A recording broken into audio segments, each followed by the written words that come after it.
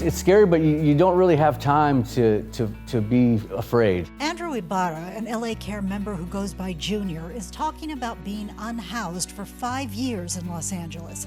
He and his wife moving from the beach to a tent encampment. Worries of somebody coming and taking your spot or taking your stuff, or our place was burned down twice by us just randomly. They eventually were able to move into an RV encampment in West L.A. That's where Junior met Margaret Gillespie. Well, that changed everything. Margaret is the executive director of West L.A. Homeless, a nonprofit with a mission of breaking down the barriers to exiting homelessness. People are often surprised how hard it is to get out of being homeless. Nobody has any documentation, right? To get a picture ID, if you don't have one, you need a birth certificate. To get a birth certificate, you need a picture ID. And that's just one hurdle to clear. When they're finally document ready, there's just no housing. Margaret used to meet with people like Junior on the street, but she now has office space at the new L.A. Care and Blue Shield Promise Community Resource Center in West L.A., thanks to a relationship she developed with the center manager.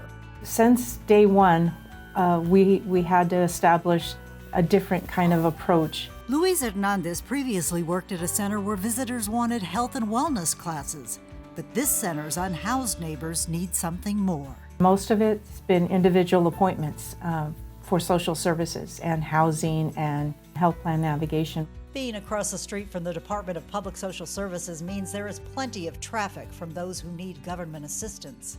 Having this resource center, particularly under Louise, and has been 1,000% supportive of us, has made the biggest difference. Margaret being here is a lot better because it's a safe place. And Junior and his wife are now in a safe place.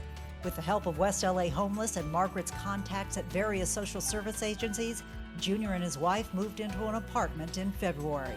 It's amazing. We're able to go places and out with each other and have a safe place for our things, and it's amazing. We have home again. Junior still visits Margaret at the Community Resource Center to get help with other services. She helped me find out who my provider was for a doctor. I just had my first doctor's appointment last week, and I hadn't had one of those in a while.